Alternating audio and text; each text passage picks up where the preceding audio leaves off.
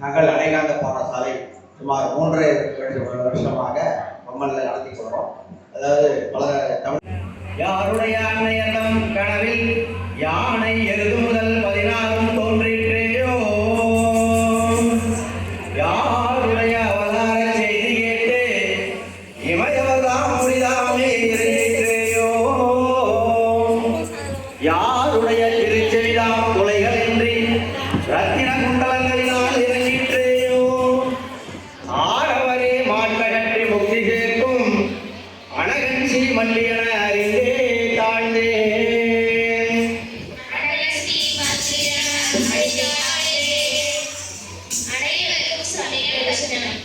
ஒரு கேள்வியுடன் அந்த நிகழ்ச்சி ஆரம்பிக்கலாமா?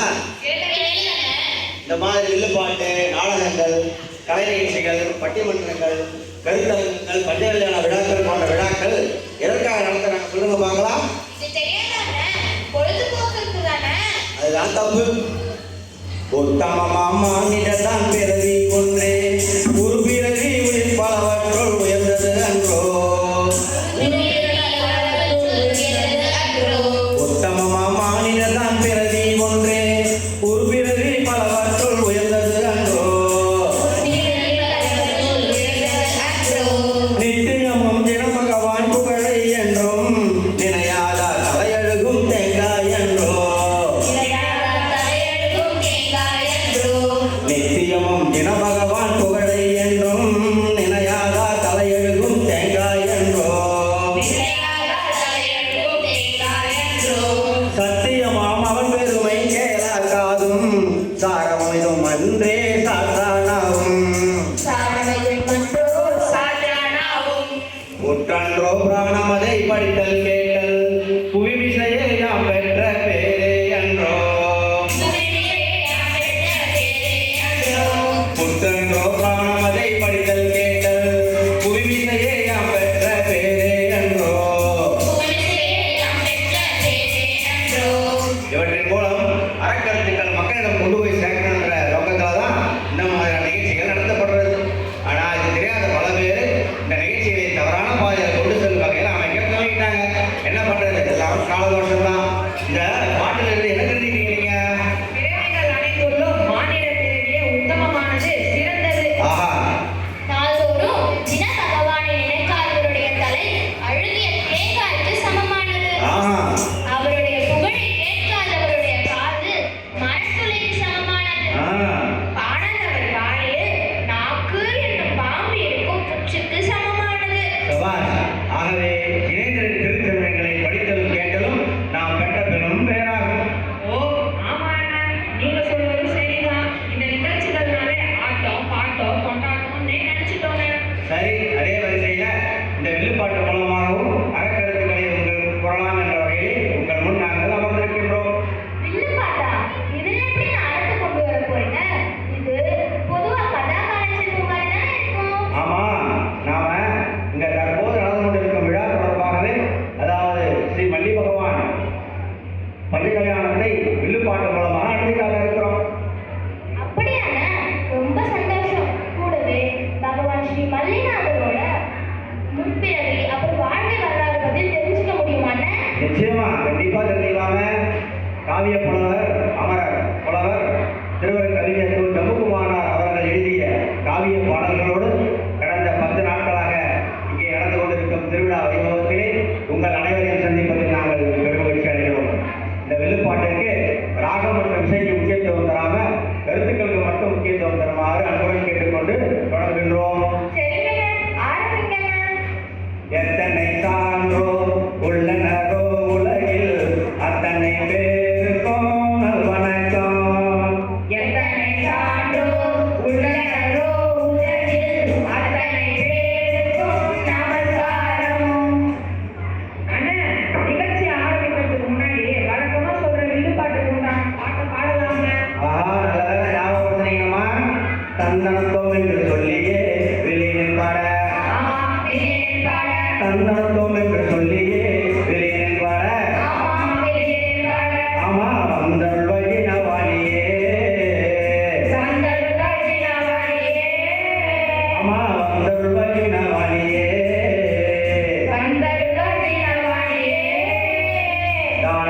தாளத்தோடு ஏழு சந்தங்களும் தாளத்தோடு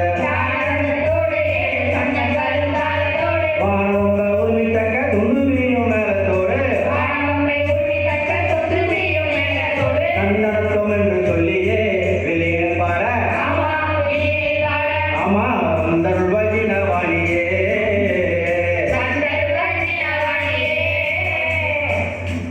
அண்ணன் கதையை ஆரம்பிக்கிறதுக்கு முன்னாடி இந்த ஊரை பத்தி கொஞ்சம் பாடுங்கண்ணே.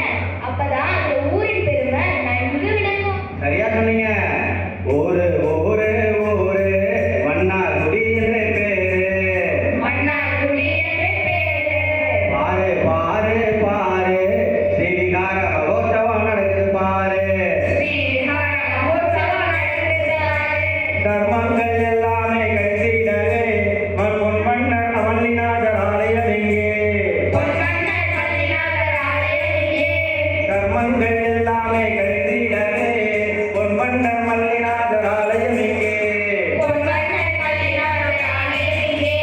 தினமும் சென்று தொழுதிடுவீர் புண்ணிய பேரு பெற்றிடுவீர். ஒரு ஊரே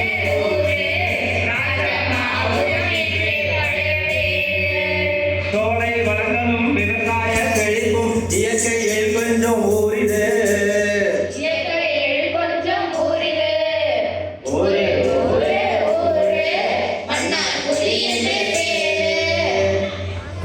கதையை ஆரம்பிக்கலான்னு ஆரம்பிச்சுடா பூஜை. நான் வளர்ந்தேன் கீழ்வான் நன்னிசை விவேகத்துள்ள வீவலில் பெருமை மிக்க வீர சோகபுரத்தை ஆவண வரிந்து செய்யும் அழுகுண குறையுளாவான் வாழ்வுறும் வைசிரவணன் பேர் வான் புகழ் மன்னன் ஆண்டான். படைவளம், குடிவளம், பொருட்சிறப்பு, நல்லமைச்சர்கள், சிறந்த நட்பு, வலிமை பொருந்திய அரண் ஆகிய 6 வகையான சிறப்புகளையும் இதே கஷேத்திரத்தில் கச்ச நாட்டின் தலைநகராய் விளங்கிய வீரசோகபுரத்தை ஆண்டு வந்த மன்னன் வைசிரவணன் பெற்றிருந்தான். கற்புக்கு அணியாய் விளங்கிய தனஸ்ரீ எனும் பெயர் படித்த அழகிய தேவியை அவன் மனைவியாய் பெற்றிருந்தான். அவர்கள் இல்வாழ்க்கையின் அன்பு பரிசாக ஸ்ரீதரன் எனும் மகனும் பிறந்தான். வேறிய கதையை கவனமாக கேட்டு வரணும். மல்லிநாதருடைய ஒரு பிறவியிலிருந்து கதை ஆரம்பிக்கிறது. ஒரு பிறவோட பேர் என்ன? வைசிரவணன். வைசிரவணன் எந்த நாட்டில்? விவேக நாட்டில் வீர சோகபுரத்தை ஆண்டு வந்தார். படகரு காட்டகத்தே பருவரை மலை போல் நிற்க உடுதட ஓங்கு மாப்போல் உயர்ந்து செல் தோற்றம் கொண்டு வடுபடு நிலத்தை கொண்டு வழலையில் தோற்றம் போலும் திறமுறு விழுது பல்லாயிரங்களும் ஒன்றை செல்ல. தினமுறு விழுது பல்லாயிரங்களும் ஒன்றை செல்ல. மிகப்பெரிய ஆலமரத்தை கண்ட வைசிரவண மன்னன் பெரிதும் மேற்பட்டான். ஆஹா, பழுப்பு நிறமுடைய தூண்கள் போல் நிலை கொண்டிருக்கும் விழுதுகள் காட்சிகள் தான் என்ன? பேரரசரின் நாட்படைகளும் தங்க நிழல் தரும் இதன் அற்புதம் தான் என்ன? அவ்வாறு வியந்த மன்னன் தன்னுடைய காவலர்களை அழைத்து இப்பெரிய ஆலமரத்தை சுற்றி நீண்ட சுவரை எழுப்புங்கள். அடர்ந்த கிளைகளில் செம்பொன்னாலான மாலைகளை தொங்க விடுங்கள்.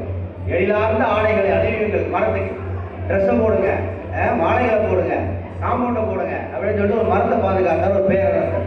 ஏன்னு கேட்குறீங்களா? பின்னாடி நீங்களே தெரிஞ்சுப்பீங்க என்று கட்டளையிட்டு அதற்கு வனஸ்பதி ராஜன் என்ற பெயரும் சூட்டினார். எல்லா மரத்தை போலவும் இதுவும் ஒரு மரத்தான. அரசர் இதுக்கு போய் இவ்வளவு சிறப்பு. நான் நினைச்சேன் நீங்க கேட்டீங்க. அடுத்த நிலையே இதை பத்தி தான். கவனமா கேளுங்க. இதுல முக்கியமா நம்மளோட 2 தத்துவங்கள் அடங்கி இருக்கு. அப்படியா? சொல்லு. முதும்பர பழங்கள் நம்ம எதை சொல்றோம்? அரசு, ஆள், அத்தி, கல்லத்தி, அரசன், இருளி. இது 5 பழங்களையும் நம்ம சாப்பிடக்கூடாது. மேலும் மிக முக்கியமா நமக்கு மயக்கம் கொடுக்குற மது அப்புறம் தேன், இது 2த்தையும் நம்ம சாப்பிடக்கூடாது. நாம சாப்பிடாத பழத்தோட மரமா இருந்தாலும் உடல் மட்டுமே கொண்டுள்ள ஒரு புலனாகிய மரத்தை எப்பவும் அழிக்க கூடாது. அதனால சுற்றுச்சூழல் பாதிக்காது. தெரிஞ்சுக்கிட்டீங்களா? ஒன்று, முதும்பர பழங்களை சாப்பிடக்கூடாது. 2வது, தேவையில்லாம செடி கொடிகளை நம்ம அழிக்கக்கூடாது. பின்னர் தானும் தன் படை வீரர்களும் தங்குமிடப்படை ஒன்றை கண்டு பல நிறங்களாலான துணிகளை அணி செய்து அனைவரும் அங்கே தங்கி மகிழ்ந்தனர். அன்பு சிறந்த மகளின் ஆடல்கள் என்ன, பாடல்கள் என்ன, நடனங்கள் என்ன, அங்கே இனிய நாள்கள் கழிந்தன.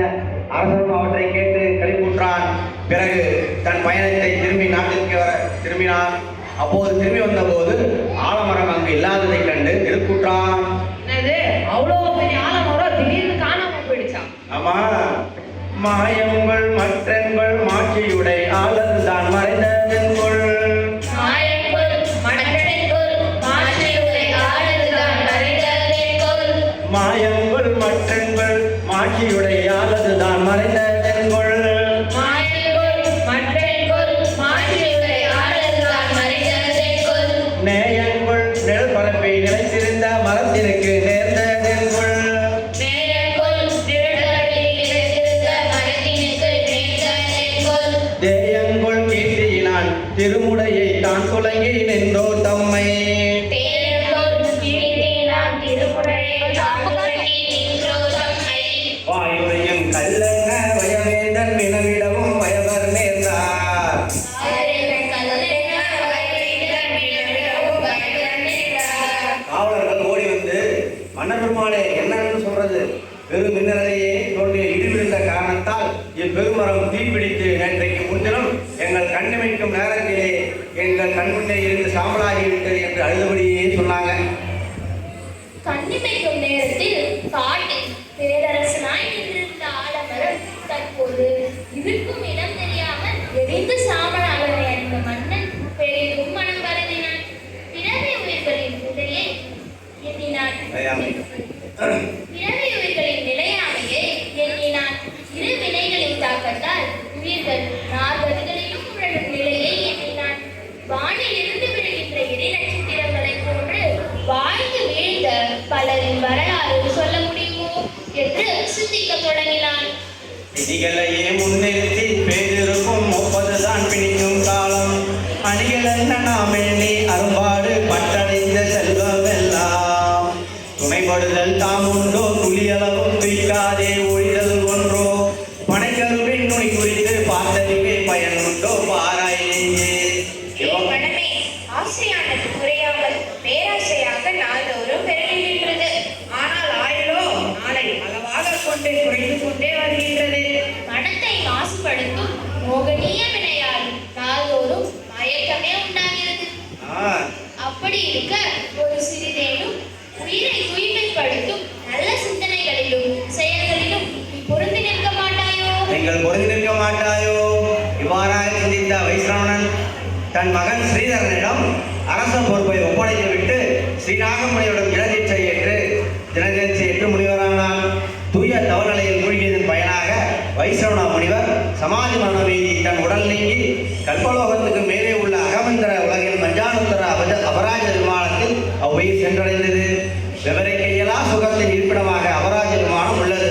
அங்கே அவ்வுயிர் அமரசுகம் துய்த்தது. இனி அளவில்லா அமரசுகம் துய்த்த அவ்வுயிர் ஸ்ரீ மதிநாத பகவானாக பூவுலகில் தோன்றிய வரலாற்றை காண்போம் வாருங்கள். 14 தீர்த்தகர் வாழ்வில் இயல்பினில் நிகழ்வது போல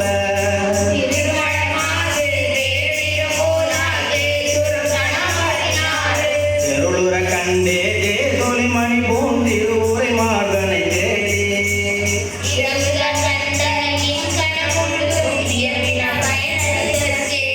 வடபாரதத்திலே வங்க நாட்டிலே விஜயாபுரம் என்றொரு மாட மாளிகையில் நிறைந்த அந்நகரத்தை ஆண்ட மன்னன் இச்சிவாக குலத்தின் ராஜன் கும்பராஜன்.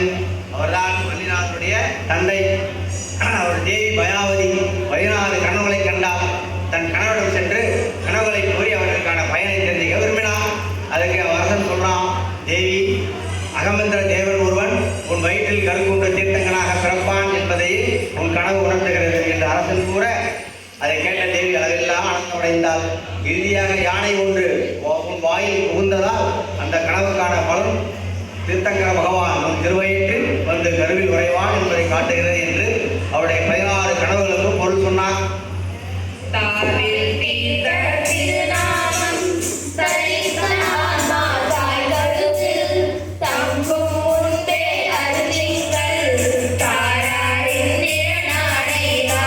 கோவில் அரதன மழை பொழியும் ஒப்பில் ஸ்ரீமதி முதலான கொள்ளிடைய பெண்டிர்களும் உடனே போந்து நற்றாய்க்கே அவன் பணிவிடை செய்யும் நாளில் அர்த்தால் தனக்கு வேள முதல் அற்புத ஈரன் கனவு வரும் அகத்தே உவகரை பூமலரும் தேவதேவனாம் தீர்த்தக்கே செப்பும் இறுதி பிறப்பிதுவாம் தீவிய கர்ப்பக கல்யாணம் திருவாம் மங்களம் நல்கட்டும்.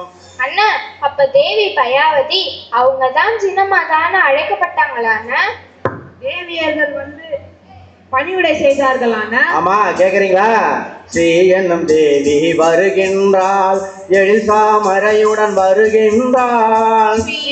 தேவி வருகின்றாள், எழில்சாமரையுடன் வருகின்றாள். ஸ்ரீ என்னும் திருமகள் வருகின்றாள், எழிலார் குடையுடன் வருகின்றாள். திருமகள் வருகின்றாள், எழிலார் குடையுடன் வருகின்றாள். தினமாதாவின் திருவடிக்கே சேவை புரிந்திட வருகின்றாள். திருதி என்னும் திருமகள் வருகின்றாள், அரியணை ஏந்தி வருகின்றாள். திருமகள் வருகின்றாள், அரியணை ஏந்தி வருகின்றாள். கீர்த்தி என்னும் திரு வருகின்றாள், எழிலார் செங்கோல் கொணர்கின்றாள். திரு வருகின்றாள், எழிலார் செங்கோல் கொணர்கின்றாள். தினமாதாவின் திருவடிக்கே சேவை புரிந்திட வருகின்றாள். இவ்வாறாக மேலும் புத்தி, லட்சுமி, சாந்தி, புஷ்டி ஆகிய 8 தேவமகளிர் ஜினமாதாவிற்கு பணிவிடை செய்ய இந்திரனால் அனுப்பப்படுகின்றார்கள். அது மட்டுமா, அஷ்டகண்ணீரை தவிர திக்குமாரி தேவதைகள் இந்திரனின் ஆணையை ஏற்று ஒப்பற்ற அழகு பொருந்திய ஜினமாதா பயாவதிக்கு திருவடி சேவை புரிவதற்காக மிதிலாபுரம் நகரை அடைந்தார்கள். அவர்கள் தேவியை நோக்கி, ஜினரின் தத்துவங்கள்ல எங்களுக்கு நிறைய சந்தேகம் இருக்கு, நீங்க தீர்த்து வைங்கம்மா அப்படின்னு கேட்குறாங்க. இப்போ இவ்வளவு நேரமா நீங்க எங்களை கேள்வி கேட்டிருந்தீங்க, நான் உங்களை கேட்கறேன், நீங்க பதில் சொல்லுங்க. ஜனமாதா சார்பில் நீங்க பதில் சொல்லுங்க. வீரன் என்று யாரை சொல்லலாம்? ஐம்புல வேட்கையில் ஆளாமல் மனதை தடுத்து குரோதம் முதலாகிய தீய உணர்வுகளை வராமல் காப்பவனே வீரன் எனப்படுவான். கோழை என்பவன் யார்? தாழ்ந்த பிறவிக்கு இழுத்து செல்லும் ஐம்பொறிகளை மறுத்து நிறுத்தும் திறனில்லாதவன் கோழை எனப்படுவான். பண்டிதன் என்று யாரை சொல்லலாமா? நல்ல நூல்களை ஆராய்ந்து கற்பதோடு அவை கூறும் நன்னெறிகளை சோர்வின்றி செல்பவனே பண்டிதன் எனப்படுவான். இவ்வுலகில் பேதைகள் என்று யாரை சொல்லலாம்? பாவத்தை நிலையாமல் தீய வழிகளில் பொருள் தேடி அலைபவரே பேதையராவர். நம்மை அழிக்க வரும் பகைவர்கள் யாரம்மா? காமம், குரோதம், மதம், மாச்சரியம் ஆகிய 4மே நம் பகைவர்களாகும். தாயே, இவ்வுலகில் நல்வினை பெயர் பெற்றவர்கள் என யாரை சொல்லலாம்? இளம் பருவத்திலேயே யாவரும் கொண்டாடும் நல்லொழுக்கங்களை கொண்டவரை சொல்லலாம். நல்லவர் என்பவர் யாரம்மா?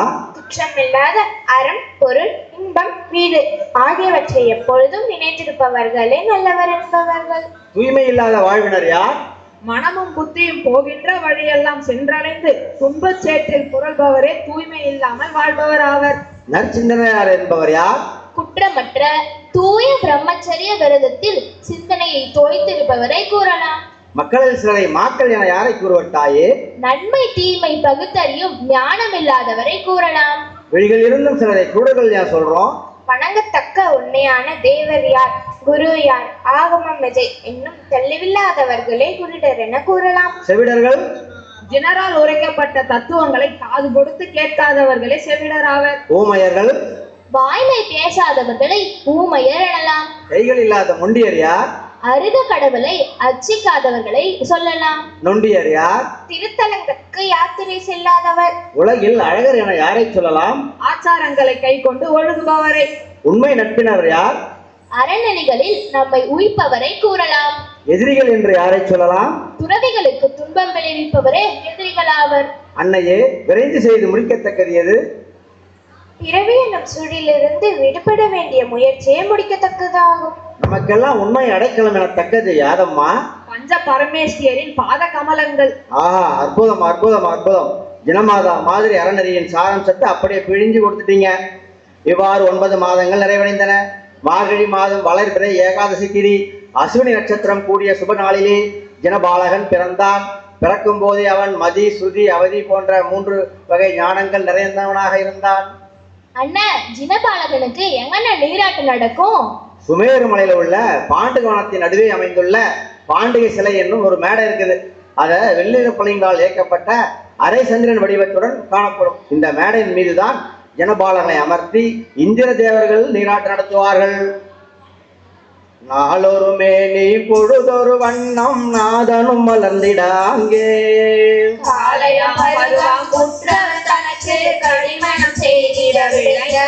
வேலனான் கும்ப விராசனும் அதற்காம் வேண்டிய இயற்றும் ஒரு நாளில்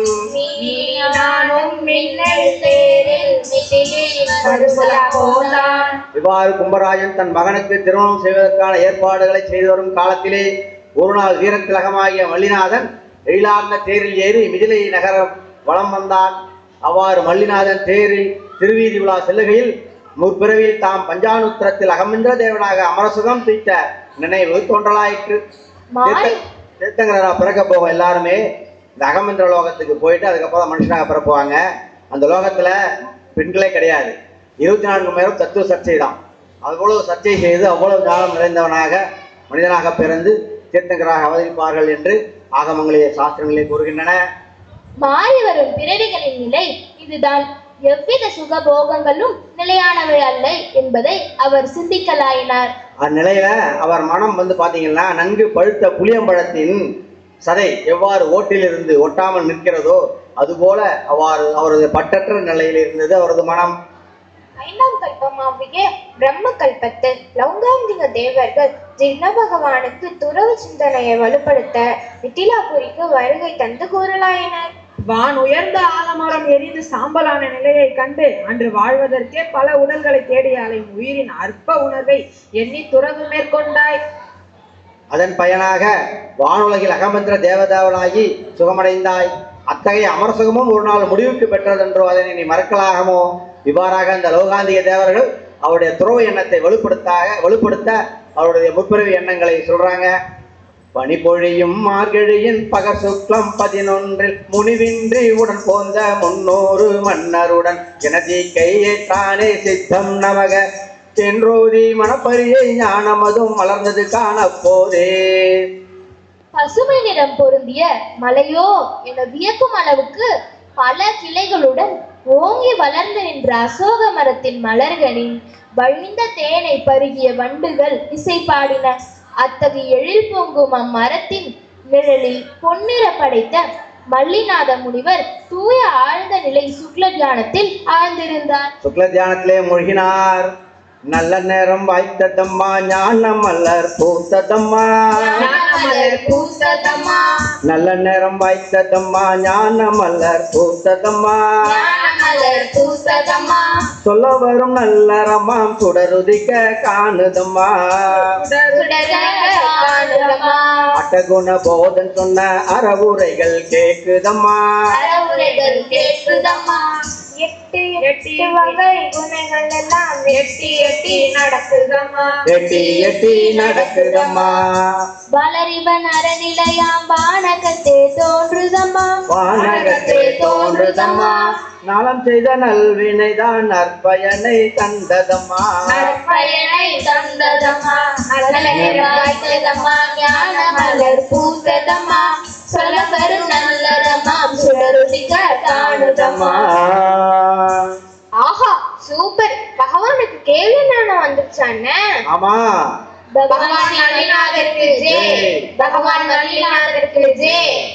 நிலைத்த உலகில் அநேகாந்தம் நின் பொருள் தத்துவமே நிலைத்த உலகில் அநேகாந்தம் நின் பொருள் தத்துவமே நிலைக்கும் பொருளின் இருப்பும் இலையும் ஒருங்கமையும் நிலைக்கும் பொருளில் இருப்பும் இலையும் ஒருங்கமையும் கொலை கையலா குணங்களின் கூட்டாய் பொருள் அமையும்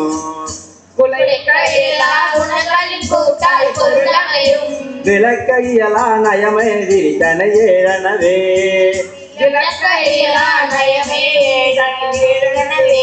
ஏழில் உயிரும் உயிரில்லா யாவும் அடங்கிடுமே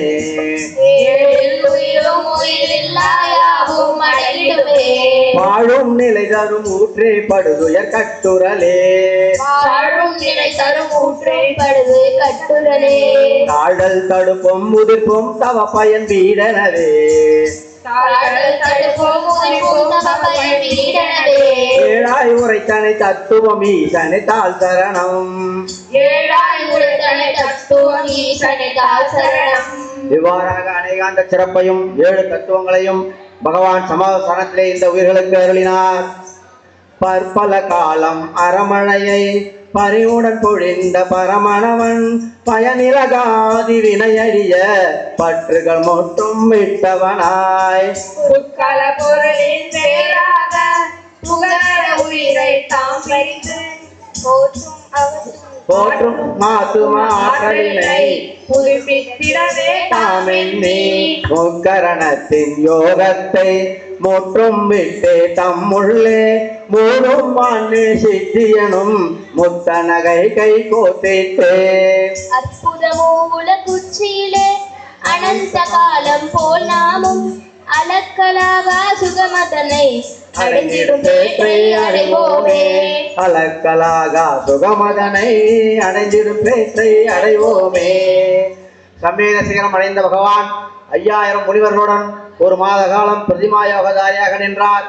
மனம், மொழி, உடல் ஆகியவற்றின் செயல்களையும் முற்றிலும் அகற்றி இறுதியில் எஞ்சி நின்ற அகாதி வினைகள் 4 அழித்து பங்குனி மாதம் சுக்லபட்சம் பஞ்சமி திதி பரணி நட்சத்திரத்தில் முன்னிரவில் உடல்களை விட்டகன்று முக்தி பெருநிலை அடைந்தார்.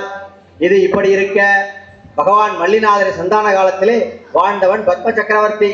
அதாவது ரிஷபதேவ காலத்தில் எப்படி பரத சக்கரவர்த்தி வாழ்ந்தாரோ முதல் சக்கரவர்த்தி, அதே மாதிரி மல்லிநாதர் காலத்திலே 9ஆம் சக்கரவர்த்தி பத்ம சக்கரவர்த்தி. அவர் 6 கண்டங்களுக்கும் அதிபதியாகிய பகலவனை போல பேரும் புகழும் பெற்ற வேளையிலே ஒரு நாள் உயிரினங்கள் அஞ்சி நடுங்கும் வண்ணம் மூழ்கம் தோன்ற கருமேக கூட்டம் விண்ணில் மோதியது. பெருங்காற்று வீச மரங்கள் பலவும் சாய்ந்த அந்நிலையில் வானத்தில் கண்ணை பறிக்கும் கொடி ஒன்று தோன்றி